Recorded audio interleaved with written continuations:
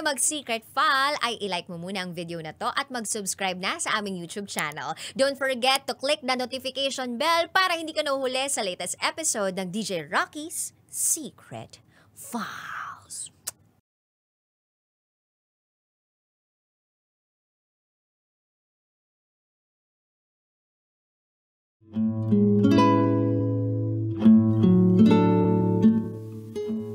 And now, it's time for DJ Rocky's Secret Files.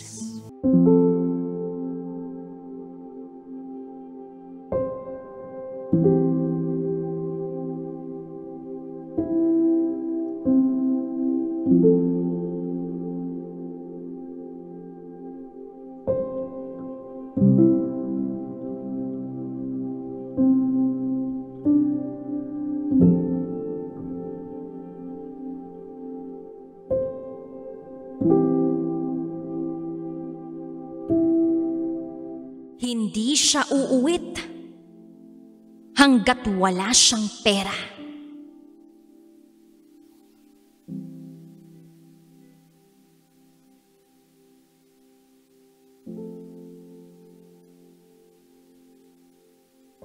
Hi, DJ Rocky. Itago mo na lang ako sa pangalang Krish. 18 years old. At ito, ang aking secret file.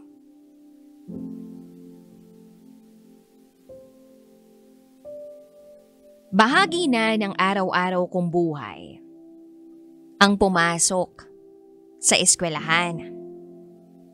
Madalas, jeep lang ang sinasakyan ko, okay na. Umaabot naman ako on time sa klase ko.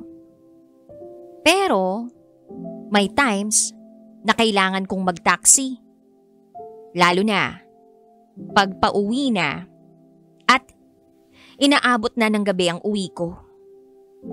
At hindi ko makalimutan ang isang beses na nakasakay ako ng isang taxi kung saan nakilala ko ang driver nito. Itago natin siya sa pangalang Lolo Ed. Si Lolo Ed ay may katandaan na. Nahahalata ko yun sa takbo ng pagmamaneho niya. Hindi kaskasero at hindi rin naman sobrang bagal. Tamang andar lang. Yung maingat. Hindi ako talaga nakikipagkwentuhan sa hindi ko kakilala. Pero iba si Lolo Ed. Sa unang usapan namin, alam ko nang safe ako. Alam kong mapagkakatiwalaan siya. Hindi siya yung tipo ng tao na manlalamang ng kapwa o gagawa ng masama. Malayo yun sa pagkakakilala ko sa kanya. Sa katunayan, sa unang beses naming mag-usap, ramdam ko agad ang pagiging magulang niya. Napansin niya kasi noong unang sakay ko sa kanya na ako lang mag-isa, wala akong kasama pa uwi. At galing ako noon sa school. Natanong niya ako, "Iha, mawalang galang lang. Pero matanong lang kita no, bakit gabi ka na nauwi? Delikado na kasi sa ganitong oras, malalim na ang gabi, wala ka pang kasama." Sumagot na lang ako sa kanya. "May inasikaso po kasi ako sa eskwelahan. May project po kami. Bukas po namin ipapasa. Kaya tinapos po namin ngayon agad. Hindi na ho namin ipinagpabukas." Sagot ni Lolo Ed. Ganun ba? Alam mo Iha, pagbutihin mo ang pag-aaral ha. Tama yung ginagawa mo. Inuuna mo ang pag-aaral mo. Ang edukasyon mo. Pero sa panahon ngayon Iha, mapanganib ng umuwi mag-isa. Alam mo na, maraming masasamang tao ang naglipa na ngayon. Dapat lagi kang nag-iingat. Sumagot uli ako sa kanya. Oo nga po eh. Kayo rin holo mag-iingat din kayo sa pagtataksi. At doon na kami nagkakilala ni Lolo Ed. Sa simpleng usapan na yun, sa simpleng pagpapakita niya ng malasakit sa akin, doon ko siya nakilala. Bago ako nun bumaba, ibinigay niya sa akin ang cellphone number niya. Sabi niya, kung sakaling gagabihin daw ako ng uwi at wala akong masakyan, tawagan lang daw niya yung number niya at susunduin niya ako kung nasaan man ako. At siya na raw ang maghahatid sa akin pa uwi. DJ Rocky. Tumaas bigla ang respeto ko sa mga tulad ni Lolo Ed. Tumaas ang tingin ko sa mga taxi driver. At nagkatotoo nga, hindi yun ang una at huling sakay ko kay Lolo Ed. Maraming beses ko siyang nakokontak kapag may lakad ako o hindi kaya ay pauwi ako ng bahay galing sa eskwelahan at wala akong masakyan. Madalas, si Lolo Ed na ang kontak kong taxi driver. At sa maraming beses akong naisakay ni Lolo Ed sa taxi niya, marami na rin akong nalaman tungkol sa kanya. Sa ngayon, 75 years old na siya. Oo, DJ Rocky. 75 anyos na si Lolo Ed. Pero hanggang sa kasalukuyan, nagmamaneho pa rin ang taxi. Umaga hanggang gabi. Oo, ang sipag-sipag. Minsan nga binibiro ko si Lolo Ed na pagsasabihan ko na, Lolo, 75 ka na, hindi ka pa rin tumitigil sa pagmamaneho. Mag-enjoy ka naman sa buhay mo. Hindi mo na kailangan gawin to na parati, na nagdadrive ka. Pero ang kulit ni Lolo Ed eh. Ilang beses na raw siyang sinasabihan, maging ng mismong mga anak niya, na tumigil na sa pagmamaneho ng taxi, pero ayaw niya talaga. Magdadrive siya ng magdadrive. Hanggang sa hindi niya na kaya. Ganun. At ang rason niya? Hindi raw siya uuwi hanggat wala siyang pera. Gusto niya na palagi siyang may pasalubong kapag nauwi siya sa kanila sa Laguna. At saka lang daw siya uuwi ng Laguna kapag may datong siya o kapag may pera siya. Yun ang dahilan kung bakit hanggang sa edad niyang 75, kumakayod pa rin siya sa buhay. At may mga nalaman pa ako kay Lolo Ed tuwing ako ang pasahero niya sa taxi. Kapag nandito daw siya sa Metro Manila at namamasada, ang tanging bahay lang niya na inuuwian ay itong mismong taxi niya. Oo, DJ Rocky, dito siya sa taxi niya natutulog. Nakikiligo lang siya sa mga gas station at doon na nagpapalit ng damit, nagbibihis, nakikikain sa mga pansitan at karinderya, pagkatapos sabak na uli sa pagmamaneho. Makahulugan daw para sa kanya kasi ang taxi na minamaneho niya. Pinag-ipunan daw yun ng mga anak niya. Para meron daw siyang sideline o hanap buhay. Ang hindi lang inaasahan siguro ng mga anak niya ay yung kakaririn niya ang pagiging taxi driver. Maski ako, hindi ako makapaniwala eh. Pero yun ang totoo. Ginawa niyang full-time ang pagmamaneho ng taxi. Literal na full-time.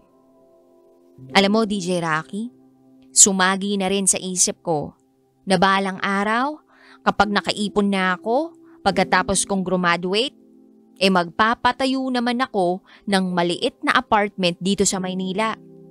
Kung hindi man apartment, di bibili ako ng sarili kong condo unit. Yun ang pangarap ko. At gusto ko na si Lolo Ed patuloyin sa apartment na ipapatayo ko. Doon ko siya patitirahin kapag nandito siya sa Metro Manila. Kasi sa totoo lang, naaawa ako sa kanya. Hindi niya na kailangang gawin to eh. pero kusang loob niyang ginagawa. Sa edad niya, hindi na niya ito obligasyon, pero patuloy pa rin siyang nagmamaneho. At sana, sa simpleng pagpapatira ko sa kanya sa sarili kong apartment balang araw, nang libre ha? Oo, DJ Rocky, libre. Masuklian ko man lang sana yung kabutihang loob na ipinapakita niya sa akin. Isang araw, nagkakwentuhan kami ni Lolo Ed sa isang salo-salo. Nilibre kasi namin siya ng hapunan nila mama. Medyo malayo yung binyahe namin eh. At dahil na rin sa tiwala namin kay Lolo Ed, siya ang inarkila namin na service sa taxi niya. Pumayag naman siyang sumama sa amin. At yun nga, nagkausap-usap kami. Mas nakilala nila mama si Lolo Ed.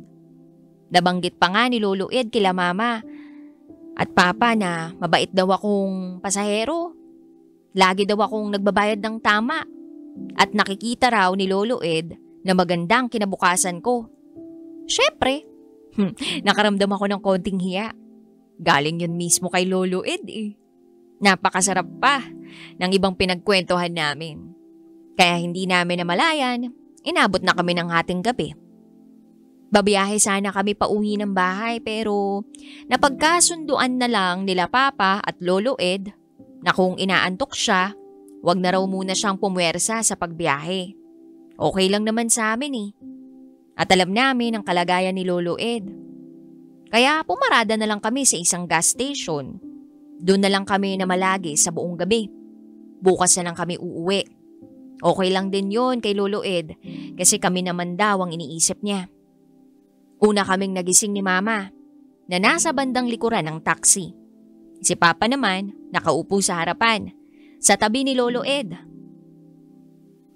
Na may napansin si Mama, nakakaiba kay Lolo Ed habang nakaupo siya sa driver's seat. Hindi nagtagal, nagising din si Papa. At nakita rin niya na parang may hindi tama sa kalagayan ni Lolo Ed. Tinapik ni Papa si Lolo Ed sa balikat. Pero hindi ito umimik. Hindi ito sumagot. Dahan-dahang hinango ni Papa ang mukha ni Lolo Ed. At nang makita niya ang mukha nito, hindi siya nagdalawang isip na humingi ng tulong. At hindi namin inaasahan ang tunay na nangyari kay Lolo Ed. Wala pang 10 minuto. May rumuspending medic sa taxi. At tiningnan ang kalagayan ni Lolo Ed na hanggang sa mga oras na yun, wala pa ring malay. Nagdesisyon ang mga rumesponde na dalhin na agad si Lolo Ed sa pinakamalapit na ospital. Sinamahan na rin naming lahat si Lolo Ed sa ospital para masiguro ang kalagayan niya. Pagdala namin kay Lolo Ed sa ospital, inassess siya ng mga doktor. Nalaman na lang namin mula sa doktor ang totoong kalagayan ni Lolo Ed. Nagkaroon ng stroke si Lolo Ed.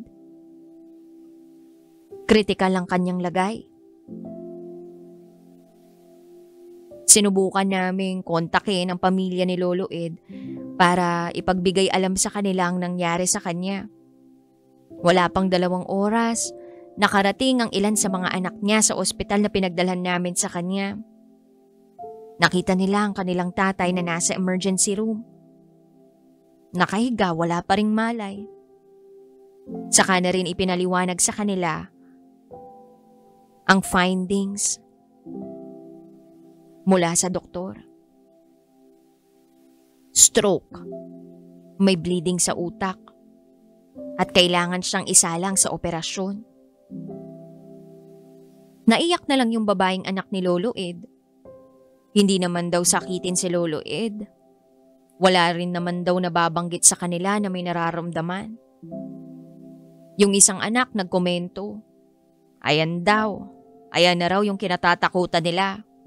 Ayaw raw kasing tumigil sa pagtatrabaho nito ni Lolo Ed. Kaya siguro sinisingil na yung katawan niya. DJ Rocky, hindi ko alam kung anong sasabihin. Lalo na't hindi naman nila ako kaano-ano. Hindi ako kaano-ano ni Lolo Ed. Pero nakakaawa ang kalagayan niya. Nakakaawa siyang makita na nakahiga, walang malay, walang kasiguraduhan kung ano ang mangyayari sa kanya. Alam ko hindi siya bagay sa ospital. Bagay siya sa lansangan. Yung ginagawa niya, yung gusto niyang gawin, yung magmaneho siya ng taxi niya. Bagay din siya na nasa kanila. Yung naglalagi siya sa bahay nila sa Laguna. Kahit saan, wag lang sa ospital. Kasi alam ko ang lakas-lakas pa ni Lolo Ed eh. Ang dami pa niyang gustong gawin sa buhay, kahit matanda na siya.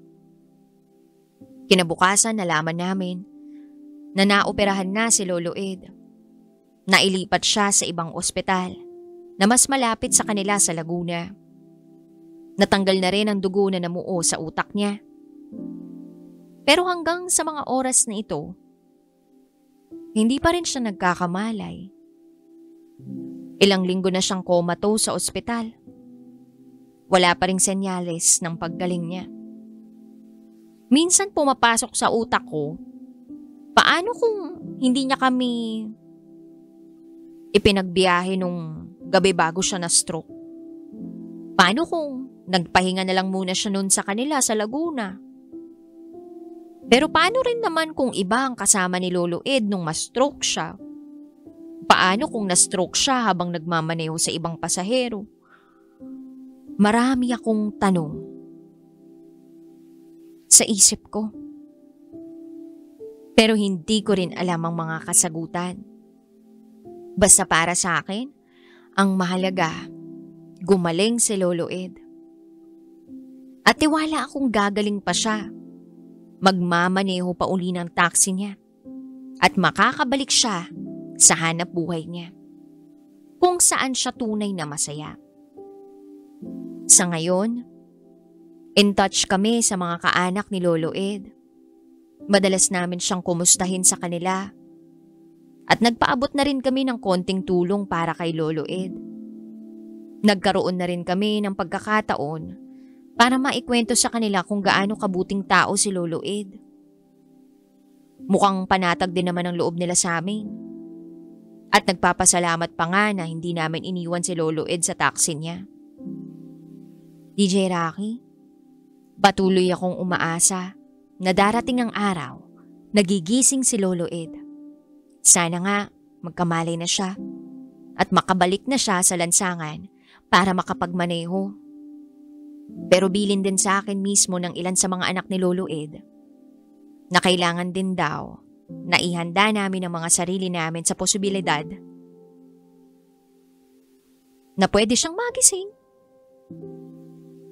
Pwede pang manumbalik ang diwa niya. Pwede pa siyang makapagmaneho uli.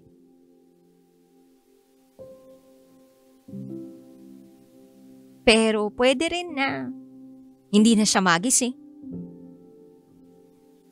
At pwede ring magising siya pero hindi na siya tulad ng Lolo Ed na kilala namin dati. Maraming posibilidad na kailangang paghandaan. Pero sana, matupad ko pa yung pangarap ko na makapagpatayo pa rin ng apartment o makakuha ng kondo. At doon maipatuloy ko si Lolo Ed. Sana abutan niya pa yung araw na yun. At oo nga pala, kaya ako sumulat sa'yo kasi natatakot ako sa mga posibleng mangyari. Sa mga posibleng reaksyon. At baka hindi ito tanggapin ng mga nakakarinig ng kwento ko. Lalo na ng mismong mga magulang ko at mga kaanak ni Lolo Ed.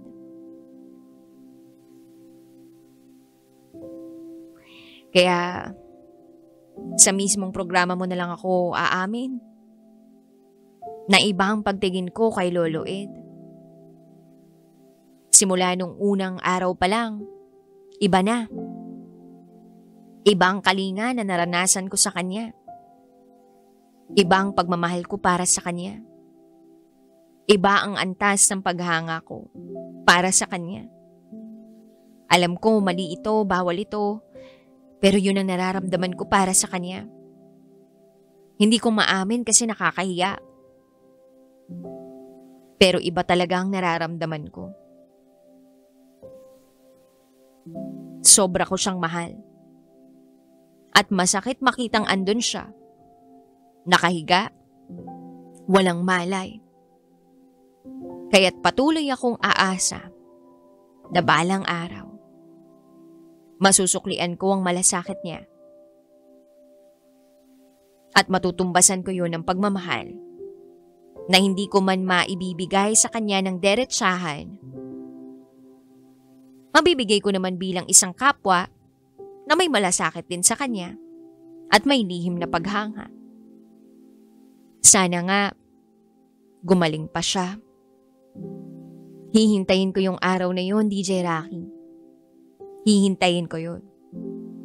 Kung mangyayari man yun at kung kailan, tanging ang Diyos lang ang nakakaalam. Hanggang dito na lang po, DJ Rocky. Maraming salamat sa paglalahad ng aking sikreto. Muli, ako si Krish. At ito ang aking secret file.